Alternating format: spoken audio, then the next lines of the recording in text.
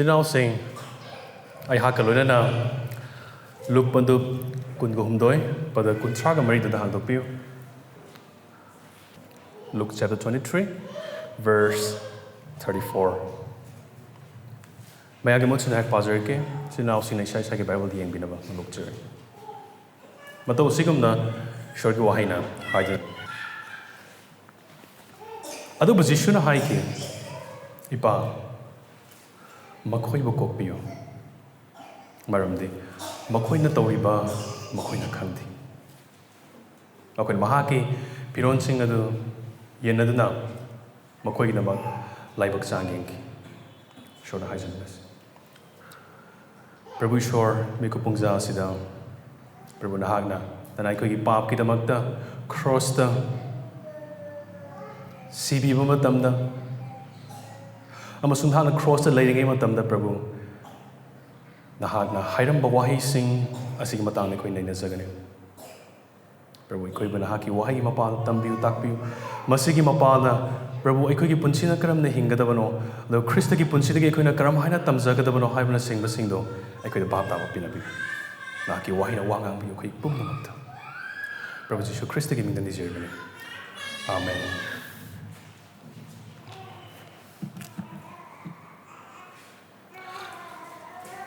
Jishu Krista na sahi lising ani ki mamangda sikiba asi adu siba kada namhakna hingatpa asi malem sida thokriba thaudok singdagi khwaidagi hena maruiba thaudok amane maramdi thajaba pumnamakki thajaba ki yumpham asi masida lei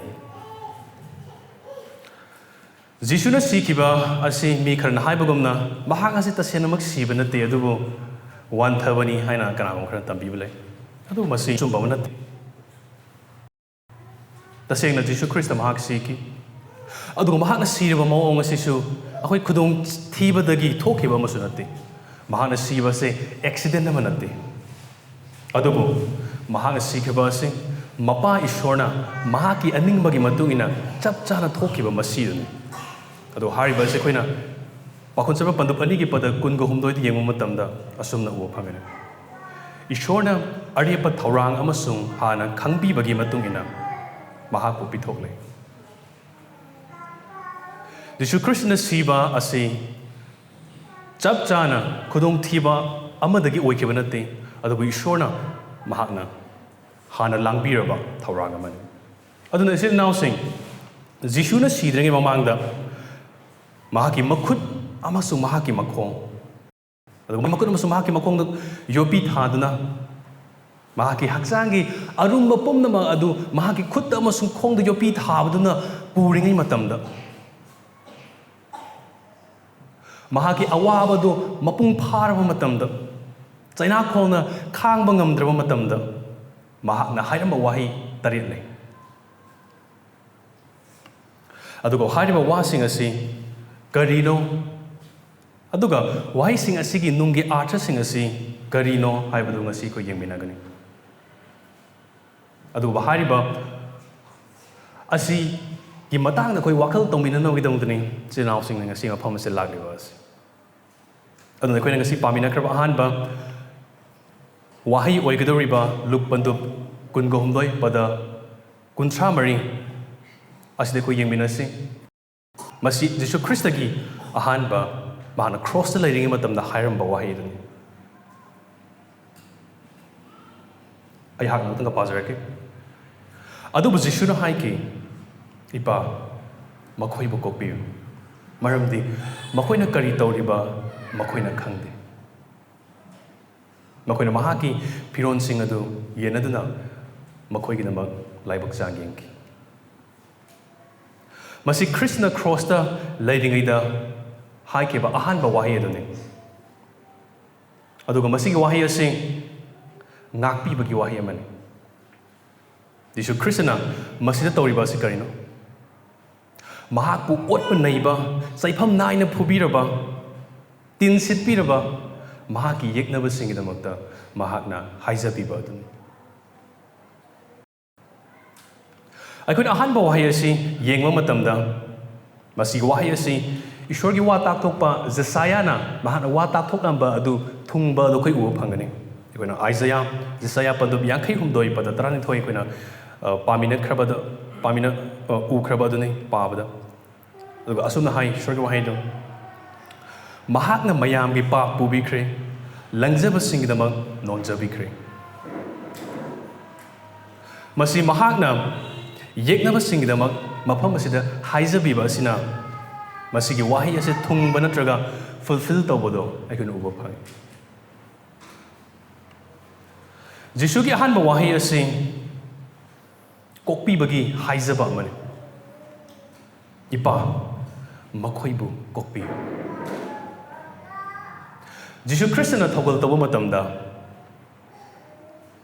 ꯃꯁꯤꯒꯨꯝꯕ ꯍꯥꯏꯖꯕ ꯑꯁꯤ ꯃꯄꯥꯒꯤ ꯃꯐꯝꯗ ꯍꯥꯏꯖꯕ ꯑꯁꯤ ꯑꯩꯈꯣꯏꯅ ꯑꯃꯨꯛ ꯐꯥꯎꯕ ꯎꯕ ꯐꯪꯗꯦ ꯃꯤ ꯑꯇꯣꯞꯄꯒꯤꯗꯃꯛꯇ ꯀꯣꯛꯄꯤꯅꯕ ꯈ꯭ꯔꯤꯁꯇꯅ ꯃꯄꯥꯗ ꯅꯤꯖꯕ ꯑꯩꯈꯣꯏꯅ ꯎꯗꯦ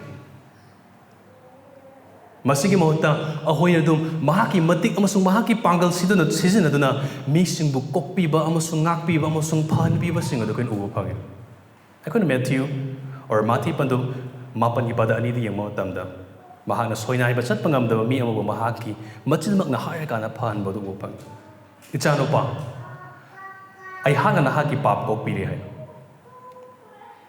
ꯑꯗꯨꯕꯨ ꯀꯔꯤꯒꯤꯗꯃꯛꯇꯅ ꯖꯤꯁꯨ ꯈ꯭ꯔꯤꯁꯇ ꯃꯁꯥꯅ ꯌꯦꯛꯅꯕꯁꯤꯡꯒꯤꯗꯃꯛ ꯀꯣꯛꯄꯤꯕꯒꯤ ꯃꯍꯨꯠꯇ ꯃꯍꯥꯛꯅ ꯃꯍꯥꯛꯀꯤ ꯃꯄꯥꯒꯤ ꯃꯐꯝꯗ ꯀꯣꯛꯄꯤꯅꯅꯕꯒꯤꯗꯃꯛꯇ ꯍꯥꯏꯔꯤꯁꯦ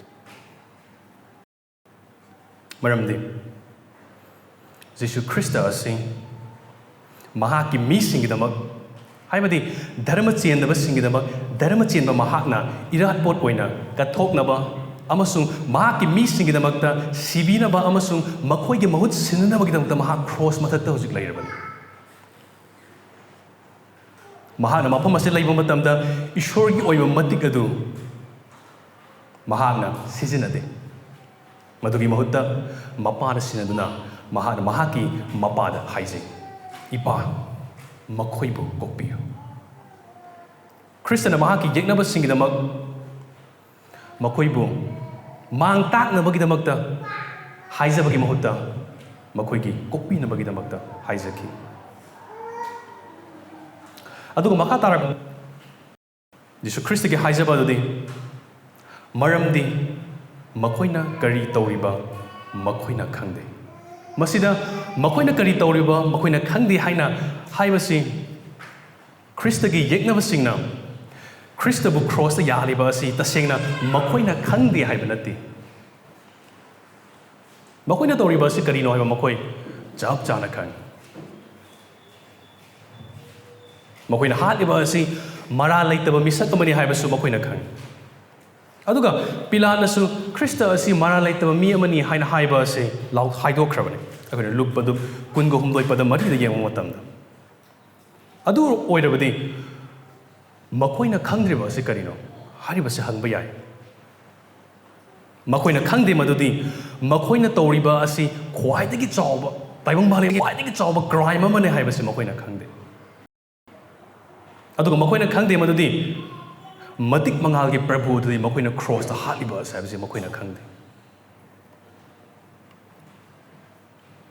ꯃꯈꯣꯏꯅ ꯈ꯭ꯔꯤꯁꯇꯒꯤ ꯃꯔꯥꯜ ꯂꯩꯇꯕ ꯑꯗꯨ ꯈꯪꯗꯕ ꯅꯠꯇꯦ ꯑꯗꯨꯕꯨ ꯃꯈꯣꯏꯅ ꯇꯧꯔꯤꯕ ꯑꯁꯤ ꯀꯔꯤꯅꯣ ꯍꯥꯏꯕ ꯃꯈꯣꯏꯅ ꯈꯪꯗꯕꯅꯤ ꯃꯁꯤꯗ ꯈ꯭ꯔꯤꯁꯇꯅ ꯌꯦꯛꯅꯕꯁꯤꯡꯕꯨ ꯅꯨꯡꯁꯤꯕꯤꯕ ꯑꯗꯨ ꯑꯩꯈꯣꯏꯅ ꯎꯕ ꯐꯪꯉꯤ ꯑꯗꯨꯒ ꯃꯍꯥꯛ ꯃꯁꯥꯒꯤꯗꯃꯛ ꯍꯥꯟꯅ ꯍꯥꯏꯖꯕꯒꯤ ꯃꯍꯨꯠꯇ ꯌꯦꯛꯅꯕꯁꯤꯡꯒꯤꯗꯃꯛ ꯍꯥꯟꯅ ꯍꯥꯏꯖꯕ ꯑꯗꯨꯁꯨ ꯑꯩꯈꯣꯏꯅ ꯎꯕ ꯐꯪꯉꯤ ꯑꯩꯈꯣꯏꯅ ꯄꯥꯎꯈꯣꯟ ꯆꯠꯄ ꯄꯟꯗꯨꯞ 7 ꯄꯗ 51 ꯑꯃꯁꯨꯡ 30ꯗ ꯌꯦꯡꯕ ꯃꯇꯝꯗ ꯁ꯭ꯇꯤꯐꯦꯟꯒꯤ ꯋꯥꯔꯤ ꯎꯕ ꯐꯪꯒꯅꯤ ꯃꯍꯥꯛ ꯑꯁꯤ ꯌꯤꯁꯨ ꯈ꯭ꯔꯤꯁꯇꯒꯤ ꯃꯤꯡꯒꯤꯗꯃꯛꯇ ꯃꯤꯁꯤꯡꯅ ꯍꯥꯠꯄꯤꯕ ꯑꯗꯨꯒ ꯃꯍꯥꯛꯅ ꯁꯤꯔꯝꯗꯥꯏ ꯃꯤꯀꯨꯞ ꯄꯨꯡꯖꯥꯗ ꯃꯍꯥꯛꯅ ꯍꯥꯏꯕ ꯋꯥꯍꯩꯁꯤꯡ ꯑꯗꯨ ꯑꯩꯈꯣꯏ ꯑꯗꯨꯗ ꯎꯕ ꯐꯪꯒꯅꯤ ꯄꯥꯎꯈꯣꯟ ꯆꯠꯄ ꯄꯟꯗꯨꯞ 7 ꯄꯗ 51 ꯑꯃꯁꯨꯡ 30ꯗ ꯑꯩ ꯄꯥꯖꯔꯛꯀꯦ ꯃꯈꯣꯏꯗꯤ ꯁ꯭ꯇꯤꯐꯦꯟꯕꯨ ꯅꯨꯡꯅ ꯊꯥꯔꯤꯉꯩꯗ ꯃꯍꯥꯛꯅ ꯏꯁꯣꯔꯗ ꯍꯥꯏꯖꯔꯛꯏ ꯏꯕꯨꯡꯉꯣ ꯖꯤꯁꯨ ꯑꯩꯒꯤ ꯊꯋꯥꯏ ꯂꯧꯁꯤꯟꯕꯤꯌꯨ ꯑꯗꯨꯗꯒꯤ ꯃꯍꯥꯛꯅ ꯈꯨꯔꯨ ꯈꯨꯗ ꯀꯨꯟꯗꯨꯅ ꯑꯍꯧꯕ ꯈꯣꯟꯖꯦꯜ ꯂꯥꯎꯗꯨꯅ ꯍꯥꯏꯈꯤ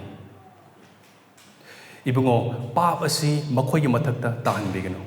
Mahakna wa asi hairamlaga tumki. Akoina masigi wahai asidi akoina khangba yaba adu kerino haiba taradi Stephen aphattaba mi natti haiba natte aphaba misakni Jesu Christ gi tung inba bani. Adubu aikoigi ibungo Prabhu Jesu Christ ga Stephen ga khenaba se kerino haiba taradi Prabhu Jesu Christ na yeknaba singdam mahakna hana haijabi. Adubu Stephen adi mahakkidamak ta hana haiji. Adu loiraba matungda mahaki yeknaba singdam. Adubu akoigi Prabhu Jesu Christ adi mahaki Jesu Christ adi yeknaba singdam hana haijabi. Aduga mahakna kona. Chinau sing Christ gi minung siasi kaya saukraba. Jesu Christ na yeknaba singi mapamda laiba nung siba se aduga matik saudran. Akoina yengkraba ahanba wahai asidagi akoina tamzaba yaba sing adudi karin. Ahanbada Christ na kokpinabagidamak mahakki mapada haizakre. Badudi ipa makhoibu kokpiyu maramdi makhoina kari touriba makhoina khangde. Maram asina mahakangda changjaba pumnamak kokpigani. Now sing Christ gi mapamda kokpiba ngamdaba bab karisu laite. Ngasi nahaki thamoinungda haidoktriba papsing pungning hongdriba papsing leiba targadi Christ da changsinbiyo. Maramdi chahi lising ring mamangda mahaki mapada Jesu Christ na haizakre. Kokpi na magidamakta haizakre. Adu Jesu Christ gi mapam changsinbiyo maramdi Jesu Christ na kokpiba ngamdaba bab karisu laite. Mahak ase minungsi chawba Prabhu ni. Aduga thajadriba marupsing Krista katana pap kokpiba ngame. Mahak ase lambi adusuni achumba adusuni hingba adusuni. Mahakki manga changjaba khudimak sing mahakna koni. Kariguma nahana ngasigi miku pungja asida nakoi pap sing adudagi pukning honglaga Jesu Christ bu thajaba matamda Christ na nakoi pap sing soi na kokpigana. Aduga ani subada Christ na mahakki yeknaba singbu nungsibaga loyana haizabagumna aikoibu Christian oibagi maramna otpanaiba amasung karim ka thainaba tawriba misinggidamakta aikoi haizabigidabane karma mongda haizabe makhoigi aran khubamgidamakta